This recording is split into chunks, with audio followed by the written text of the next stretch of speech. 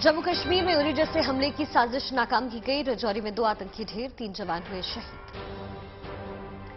महाराष्ट्र में कारोबारी के खिलाफ आयकर विभाग की बड़ी कार्रवाई। छापे में मिली 390 करोड़ की बेनामी संपत्ति, 58 करोड़ कैश, 32 किलो सोना भी बरामद किया।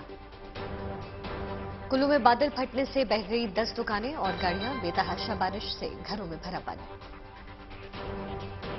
कॉमेडियन राजू श्रीवास्तव की हालत नाजुक। कल दिल का दौरा पड़ जाने की वजह से एम्स में भर्ती करवाया गया। पूरे देश में धूमधाम से मनाया जा रहा है रक्षाबंधन का त्योहार। सरहद पर बहनों ने जवानों को बांधे राखी। और चलिए लंच टाइम की शुरुआत करते हैं। शिखा, सबसे पहले 15 अगस्त की तारीख देखिए करीब आती जा रही है और ये करीब आते ही आतंकी संगठनों ने देश को दहलाने की साजिश रचना शुरू कर दिया है। जम्मू के राजौरी इलाके में आतंकियों ने आज सुबह बड़े आत्मघाती हमले को अंजाम देने की नापाक कोशिश की और आज से करीब 6 साल पहले उरी हमले की तरह ही आतंकियों ने आर्मी कैंप में घुसकर बड़े पैमाने पर खून खराबे की साजिश भी की थी। लेकिन सुरक्षा बलों की मुस्तैदी के साथ आतंकियों का मंसूबा धरा का धरा रह गया। दोनों फिदायीन आतंकियों को जवानों ने मार गिराया है। देखिए। आजादी की 75वीं वर्षगांठ पर जब पूरा देश अमृत महोत्सव मना रहा है, कोने कोने में तिरंगा रैली के जरिए देशभक्ति परवान चढ़ रही है, देश के दुश्मनों ने स्वतंत्रता दिवस से पहले आजादी के उत्सव में रंग में भंग डालने की नापाक साजिश रची। 15 अगस्त पर दहशतगर्दी के सौदागरों ने जम्मू कश्मीर के राजौरी में आर्मी कैंप पर उरी पार्ट 2 को अंजाम देने की कोशिश की, लेकिन वतन के रखवालों ने न सिर्फ समय रहते आतंकियों की साजिश को नाकाम कर दिया, ऑन द स्पॉट दोनों आतंकियों को ढेर भी कर दिया। ये घटना आज सुबह की है। राजौरी से करीब 25 किलोमीटर दूर परगल आर्मी कैंप पर 2 आतंकियों ने आत्मघाती हमला किया। 11 राष्ट्रीय राइफल्स के मुताबिक सुबह 4 से 5 बजे के बीच आतंकियों ने आर्मी कैंप में घुसने की कोशिश की। इससे पहले कि फिदायीन हमलावर किसी तरह की वारदात को अंजाम दे पाते, सुरक्षा बलों ने सुसाइड बॉम्बर को घेर लिया। आतंकियों ने अंधाधुंध फायरिंग शुरू कर दी। सुरक्षा बलों ने जवाबी फायरिंग की और दोनों आतंकियों को ढेर कर दिया। माना जा रहा है कि इलाके में कुछ और आतंकी छिपे हो सकते हैं, लिहाजा दारहल थाने से 6 किलोमीटर दूर सुरक्षा बलों की कई टीमें लगाई गई हैं। आतंकियों की तलाश की जा रही है। इस हमले को नाकाम करने में 3 जवानों ने अपनी जान गंवा दी, लेकिन सेना के कैंप को पार करने की कोशिश कर रहे आतंकियों को उनके मकसद में कामयाब नहीं होने दिया। अगर आतंकी अपने मंसूबे में कामयाब हो जाते तो उरी जैसा आतंकी हमला हो सकता था। बड़ी संख्या में जवान शहीद हो सकते थे, लेकिन सेना ने आतंकियों को मौत के घाट उतारकर हमला नाकाम कर दिया। आज से करीब 6 साल पहले भारी हथियारों से लैस आतंकियों ने उरी में सेना के मुख्यालय पर फिदायीन हमला किया था। आज की ही तरह 18 सितंबर 2016 को उरी में भी तड़के आतंकियों ने हमला किया था। जैश ए मोहम्मद के 4 आतंकियों ने 12 इन्फेंट्री ब्रिगेड के हेडक्वार्टर पर हमला किया था। जवानों ने चारों आतंकियों को ढेर कर दिया, लेकिन हमारे 19 जवानों को भी शहादत देनी पड़ी थी। उरी हमले के 10 दिन के अंदर भारतीय सैनिकों ने पीओके में घुसकर आतंकी शिविरों पर सर्जिकल स्ट्राइक कर हमारे जवानों की शहादत का बदला लिया था। इस सर्जिकल स्ट्राइक के साथ ही भारत ने पूरी दुनिया को बता दिया कि हिंदुस्तान बदल चुका है। ये नया भारत घर में घुसकर दुश्मनों को मारना जानता है। अब जबकि 15 अगस्त करीब है तो पाकिस्तान परस्त आतंकी संगठनों ने फिर से साजिश रचनी शुरू कर दी है, लेकिन सुरक्षा बलों के अलर्ट पर होने से आतंकी अपने मंसूबे में कामयाब नहीं हो पा रहे। कश्मीर में सेना और सुरक्षा बलों का आतंकवाद के खिलाफ अभियान लगातार जारी है। एक दिन पहले ही सेना ने कार्रवाई करते हुए लश्कर के कमांडर और 10 लाख रुपए के इनामी आतंकी लतीफ राठर को मार गिराया था। श्रीनगर में अशरफ वानी के साथ Sunil ji Bhatt, Jammu, good news today. तो देखिए, आतंकियों के मंसूबे लगातार नाकाम हो रहे हैं और देश जश्न आजादी की तैयारी में लगातार जुटा है। इस बार देश की आजादी का जश्न कई मायनों में खास होने जा रहा है। इस बार दिल्ली में होविल्जर तोप की गर्जना भी सुनाई देने वाली है। रक्षा मंत्रालय ने इसकी तैयारियां मुकम्मल कर दी है। इस तोप को रक्षा अनुसंधान विकास संगठन ने डिजाइन किया है।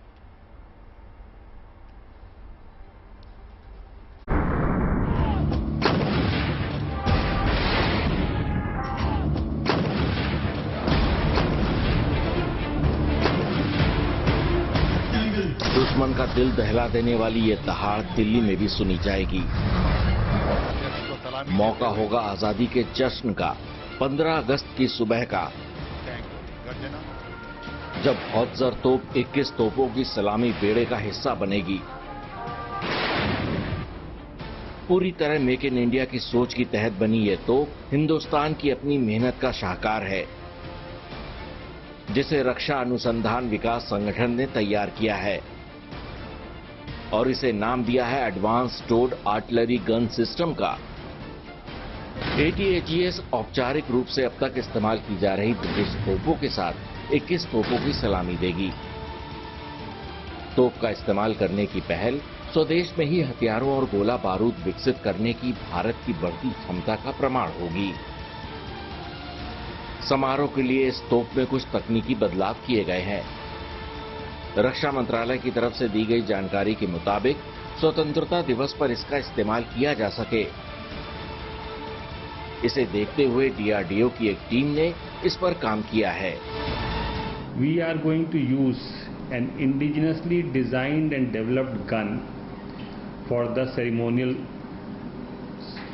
21 gun salute. As you are aware,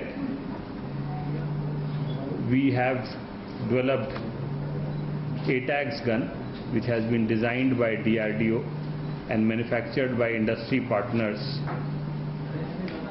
And this gun is now being specially customized. This is a much bigger gun than the British 1 pound gun. जिस हॉटसर तोप की चर्चा हो रही है, अब जरा इसकी ताकत को भी समझ लीजिए। साल 2016 में इसका पहला परीक्षण हुआ था। फिलहाल भारतीय सेना के पास 155 mm की ये 7 गन है। 40 और तोपों का ऑर्डर भी किया हुआ है।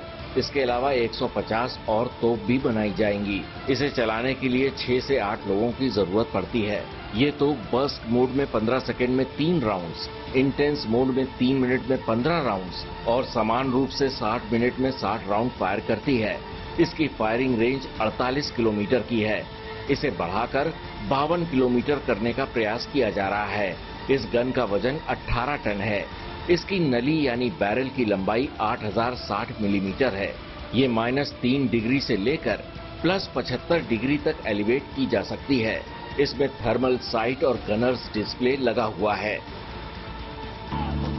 अब अपनी आंखों से ही देख लीजिए कि जब हॉटसर गरजती है तो कैसे मंजर धुआं हो जाता है और आवाज दब जाती है। हम आपको DRDO की नई अटैक हाउवित्जर तोप की लाइव फाइल दिखा रहे हैं। काउंटडाउन शूट इस तरह से सीधा 55 किलोग्राम का जो गोला है वो करीब 48 से 50 किलोमीटर दूर चांदीपुर के समंदर में जाकर टारगेट को निशाना बनाता है। और इस तरह से अब खासतौर से भारत चीन का जो तनाव इस वक्त चल रहा है, भारतीय सेना अपनी तैयारियों को चाक चौबंद कर रही है। 2013 से DRDO पुरानी तोपों को एडवांस टोड आर्टिलरी गन योजना के तहत 155 mm आर्टिलरी गन में बदलने पर काम कर रहा है, जो यकीनन भारत की क्षमता और उसकी रिसर्च की काबिलियत को दिखाता है। Bureau report, good news today. देखिए, ना सिर्फ जंग के मोर्चे पर या आपदा के मौके पर, बल्कि खेल के मैदान में भी सेना के जवान हिंदुस्तान का परचम लहराने से पीछे नहीं हटते। इस बार राष्ट्रमंडल खेलों में भारतीय सेना के रणबांकुरों ने जो कमाल दिखाया, उसकी हर कोई तारीफ कर रहा है। खुद सेना प्रमुख ने इन पदक वीरों से मुलाकात भी की है और इनका सम्मान किया। देखिए हमारी ये पूरी रिपोर्ट।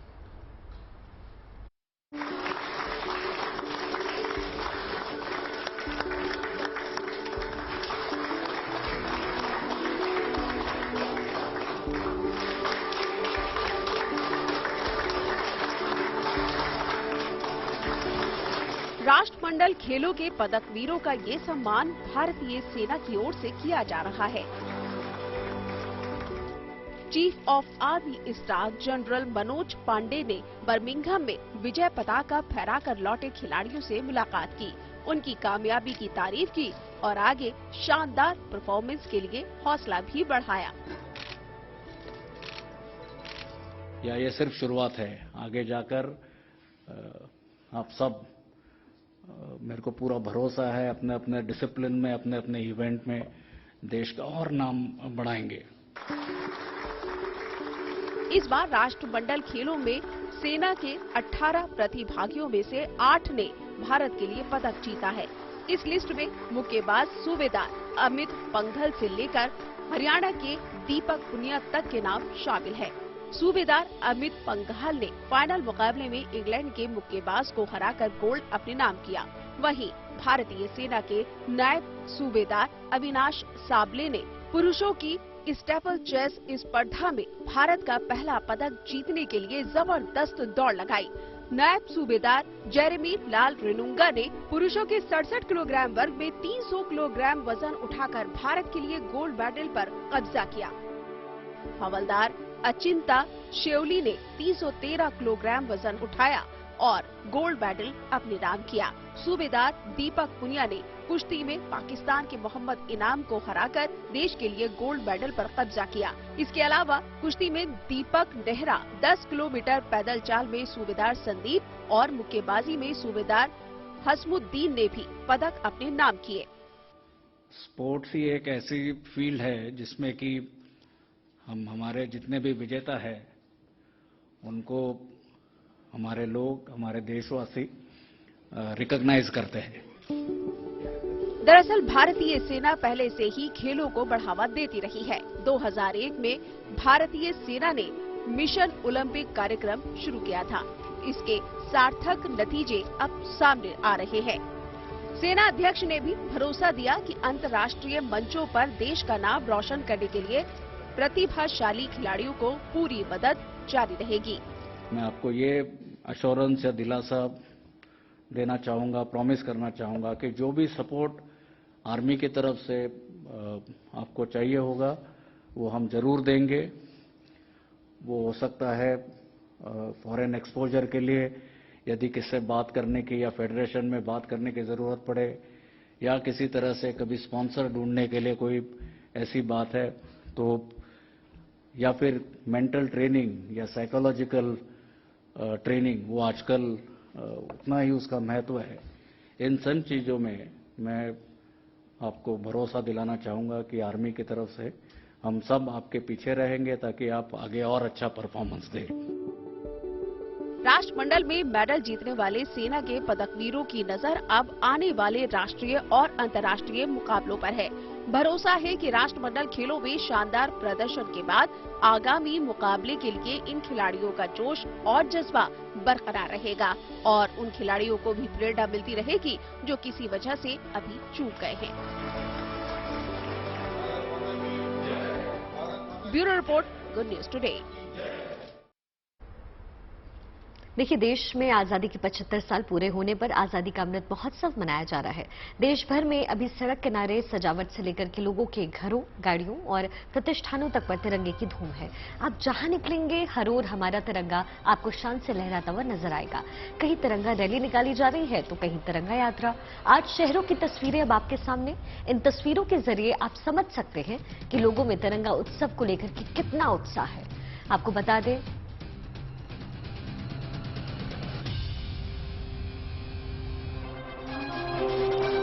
बीते 22 जुलाई को खुद प्रधानमंत्री नरेंद्र मोदी ने देश के लोगों से अपने घर पर तिरंगा फहराने की अपील की। आजादी के अमृत महोत्सव में हर घर तिरंगा अभियान 13 से 15 अगस्त तक चलने वाला है। इस अभियान के माध्यम से सरकार ने 20 करोड़ घरों पर तिरंगा लहराने का लक्ष्य रखा है।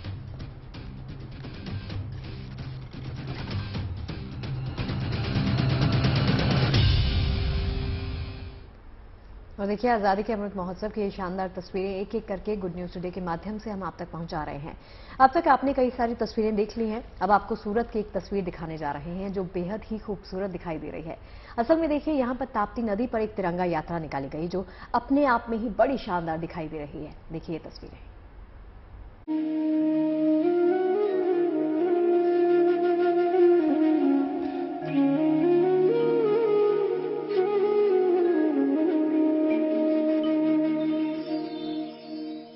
ताप्ती नदी की लहरों पर तिरंगा लहराने की ये कोशिश सूरत शहर में है। मौका जश्न आजादी से पहले का आजादी के अमृत महोत्सव का है, जहां नावों पर सवार होकर लोग तिरंगा हाथ में लिए देश की आजादी के महत्व को समझाने की कोशिश कर रहे हैं। इस तिरंगा यात्रा का आयोजन 84 इलाके की विधायक जंगना पटेल की तरफ से किया गया, जिसमें लोग नाव पर सवार होकर ताप्ती नदी का चक्कर काटते हुए नजर आए।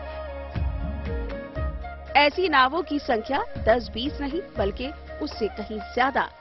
इस तिरंगा यात्रा का आयोजन 75 नावों के साथ किया गया, जिसकी आसमानी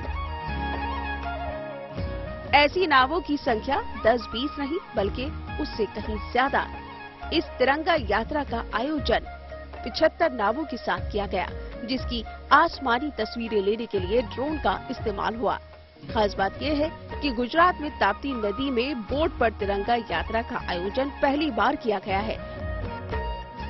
यही वजह है कि इसे देखने वालों की संख्या भी अच्छी खासी रही। यात्रा का आयोजन ONCC ब्रिज मगदल्ला ओबरा से उमरा ओबरा तक किया गया। इन नावों को भी दिलचस्प अंदाज से सजाया गया। यात्रा में नावों पर सवार लोग जोश से भरपूर नजर आए। सिर्फ गुजरात ही नहीं, कई और शहरों पर भी जहां इस तरह पहले भी नदी या झीलों पर तिरंगा यात्रा का आयोजन किया जा चुका है। आजादी के अमृत महोत्सव कार्यक्रम को लेकर देश में अलग अलग कार्यक्रम किए जा रहे हैं, जिसमें कहीं बाइक रैली, कहीं पद यात्रा तो कहीं धरोहरों को सजाने के साथ ही नावों पर तिरंगा यात्रा निकाली जा रही है। Bureau report, good news today. तो आजादी के अमृत महोत्सव के तहत पूरे देश में हर घर तिरंगा अभियान चल रहा है। आपको बता दें, संगम नगरी प्रयागराज भी आजादी के जश्न में डूबा हुआ नजर आया। आजादी के जश्न की ये 2 तस्वीरें अब आपके सामने। प्रयागराज में सांस्कृतिक सेंटर ने विशाल तिरंगा यात्रा निकाली। एनसीसी के जवानों के साथ साथ बड़ी संख्या में लोग इस तिरंगा यात्रा में शामिल हुए। साथ ही भारत माता की जय और वंदे मातरम के जयकारे के बीच तिरंगा यात्रा में शामिल हुए लोगों का उत्साह देखते ही बन रहा है। वहीं दूसरी तस्वीर में अब प्रयागराज जिले के मेजा रोड पुलिस चौकी में तैनात SI सचिन देव वर्मा की है, जो गिटार पर राष्ट्रगान की धुन बजाकर देश प्रेम का संदेश दे रहे हैं। ये वीडियो इतना वायरल हुआ कि लोग अपने मोबाइल में इस धुन को कॉलर ट्यून के रूप में भी इस्तेमाल कर रहे हैं।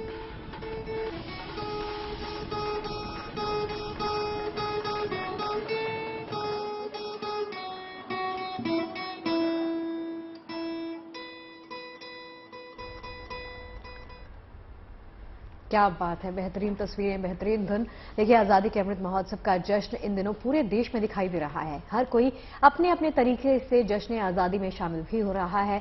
हर घर तिरंगा अभियान में अपना योगदान भी दे रहा है, ताकि ज्यादा से ज्यादा लोग इस अभियान का हिस्सा बन सकें। ये तस्वीरें आपके सामने हैं।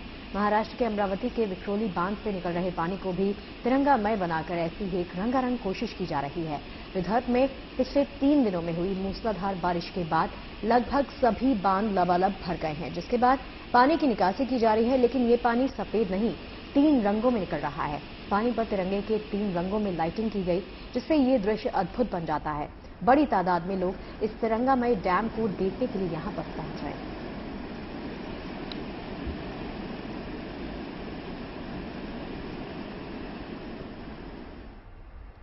तो आज है 11 अगस्त, यानी 2 दिन बाद 13 से 15 अगस्त तक हर घर पर तिरंगा फहराने के अभियान को सफल बनाना है। लिहाजा पूरा देश ही इस मुहिम में जुट गया है। जम्मू कश्मीर में ITBP के जवानों ने स्थानीय प्रशासन के साथ मिलकर हर घर तिरंगा जागरूकता रैली आयोजित की। ये तिरंगा रैली दरअसल श्री अमरनाथ यात्रा का हिस्सा थी। छड़ी मुबारक के दर्शन के साथ ही ये यात्रा संपन्न होगी और इसी क्रम में छड़ी मुबारक शेषनाग से पंचतरणी और पवित्र गुफा की ओर रवाना हुई, जिसमें ITBP जवानों के साथ बड़ी संख्या में श्रद्धालु भक्ति के साथ देशभक्ति के रंग में रंगे नजर आए। उधर लखीमपुर खीरी जिले में भारत नेपाल सीमा से सटे बलिया कस्बे में SSB के जवानों ने तिरंगा यात्रा निकाली, जिसमें SSB के जवानों और स्कूली बच्चों ने हाथों में तिरंगा लेकर शहर की सड़कों पर प्रभात फेरी निकाली।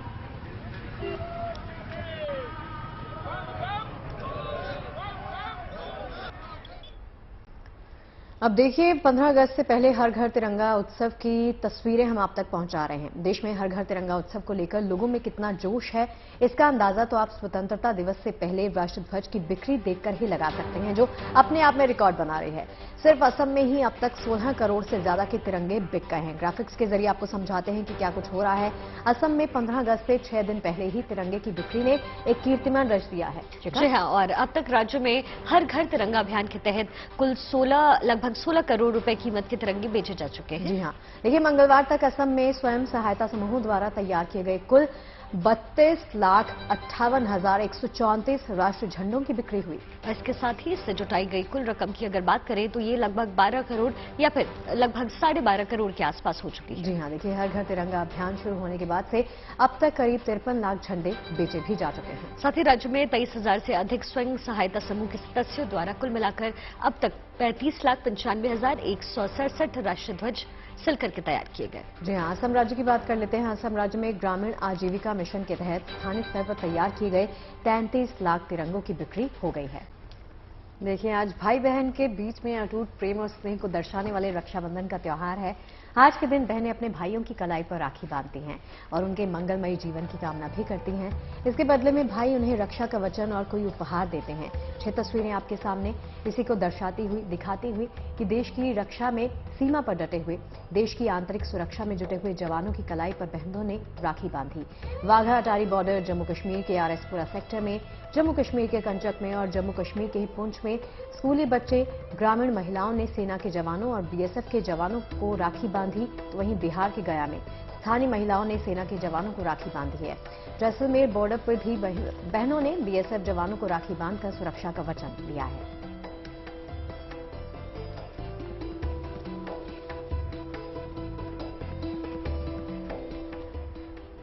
और देखिए, आज राखी के मौके पर हर घर में खुशी का माहौल है। बहनें पूरी तरीके से सज कर अपने भाई को राखी बांधने को तैयार हैं, तो वहीं भाई भी अपनी प्यारी प्यारी बहनों को उनकी आजीवन रक्षा का वचन देंगे। लेकिन इस बीच देश की हिफाजत करने वाले हमारे जवान आज भी सरहद पर डटे हुए हैं। राखी के दिन भी उनकी प्राथमिकता बहन से पहले वतन की रक्षा है। लेकिन राखी त्योहार ही ऐसा है कि किसी भाई की कलाई सूनी नहीं रहती और इसलिए ही अलग अलग सरहदी इलाकों पर महिलाएं और बच्चियां इन जवानों की कलाइयों पर राखी बांध रही हैं।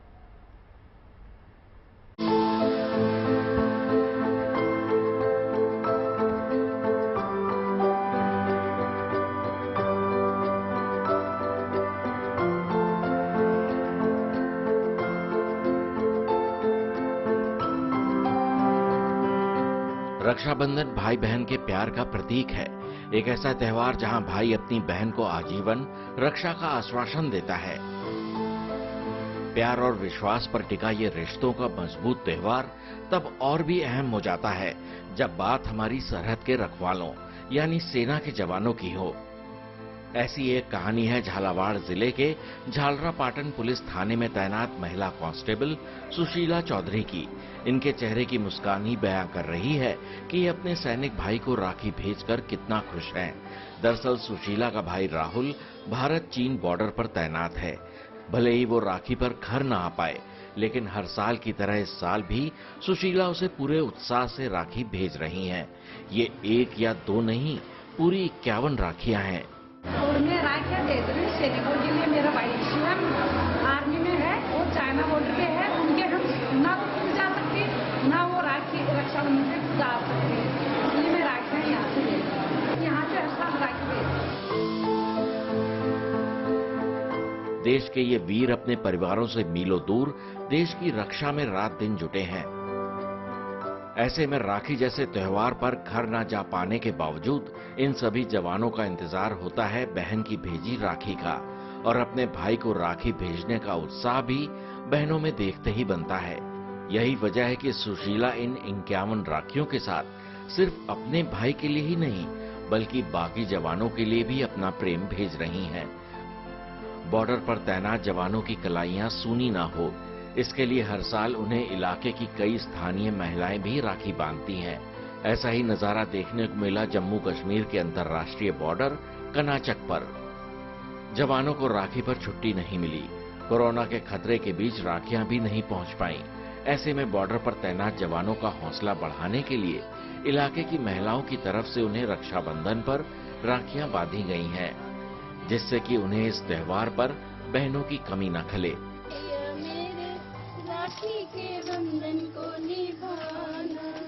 मैं बहुत खुश हूँ, आज मेरे इतने सारे भाई मेरे साथ हैं, तो ये पहला मौका है कि आज मैं अपने भाइयों के साथ हूँ।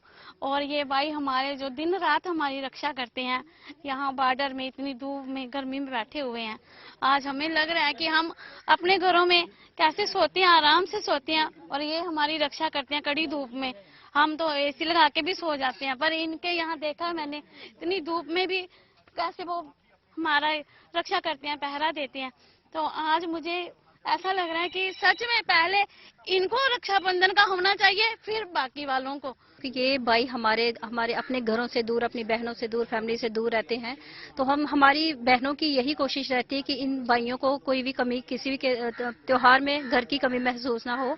हमें बड़ा अच्छा लगा कि आज हम सभी बहनें मिलके अपने फौजी भाइयों को राखी बांधने आई हैं। इनके भाइयों की हम लंबी आयु की कामना करेंगे और ये भाई हमारे दिन रात देश की सेवा में लगे हुए हैं। हमारा भी फर्ज बनता है कि हम भी भाइयों के लिए कुछ करें।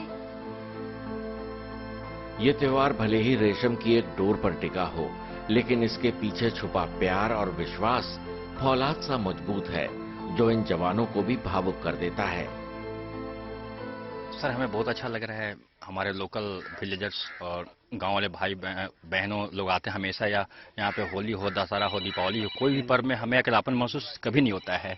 अभी जैसे आज बहनों लोग आई है, आकर के हमें राखी बंधन के दिन और राखियाँ बांधी, हमें ऐसा महसूस हो रहा है जैसे हम अपने घर में हैं।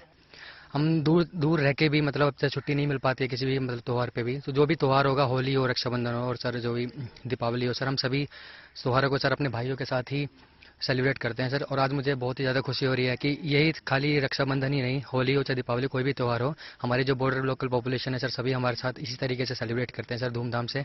और हमें कभी फील नहीं होता कि मतलब हम घर से दूर हैं। ये सिर जो कभी किसी के सामने झुके नहीं, आज इन स्थानीय महिलाओं के सामने नतमस्तक हैं। देश के खिलाफ उठने वाली हर टेढ़ी नजर को झुकाने के लिए जिन हाथों में हमेशा हथियार रहते हैं, आज उन पर सजी ये राखियां अलग ही छटा बिखेर रही हैं। ऐसा ही एक और भावुक दृश्य वाघा बॉर्डर पर देखने को मिला, जहां नन्ही स्कूली छात्राएं बीएसएफ जवानों को राखी बांधने आईं। इन मासूम बच्चियों से राखी बंधवाने को लेकर जवानों का उत्साह भी देखते ही बना। चेहरे पर मुस्कान बिखेरे ये जवान अपनी नन्ही बहनों से राखी बंधवाने के लिए खासे आतुर नजर आए। जवानों के साथ इस मुलाकात के साथ ये स्कूली छात्राएं भी काफी उत्साहित नजर आईं।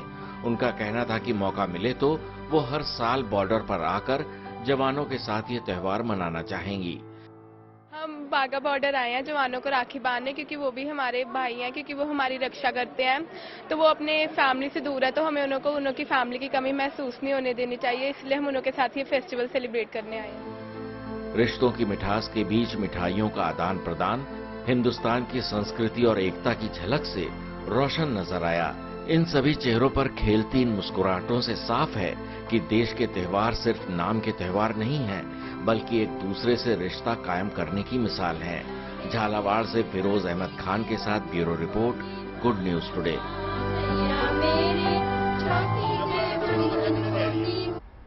आज रक्षाबंधन का त्योहार है। रक्षाबंधन के मौके पर आज कई बच्चों ने प्रधानमंत्री नरेंद्र मोदी को राखी बांधी। प्रधानमंत्री ने सभी बच्चों से बातचीत की और बच्चों ने भी प्रधानमंत्री का आशीर्वाद दिया। राखी के मौके पर प्रधानमंत्री से मिलकर बच्चे बेहद खुश नजर आए और हर साल की तरह प्रधानमंत्री मोदी ने बच्चों से राखी बंधवाई।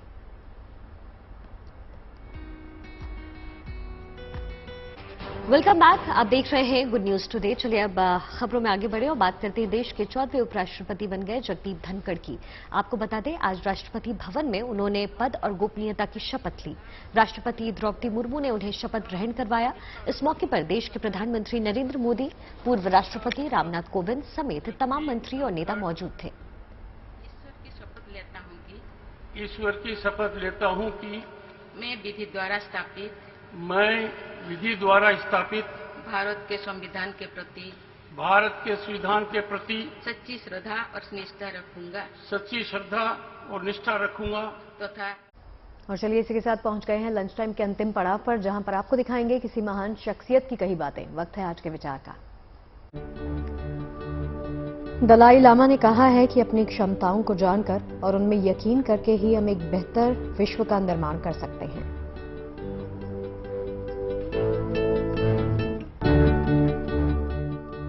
और इसी के साथ लंच टाइम में आज के लिए बस इतना ही। और चलिए इस वादे के साथ छोड़ जाते हैं कि अब मुलाकात कल होगी। अपना बहुत ख्याल रखिए, देखते रहिए गुड न्यूज टुडे। नमस्कार।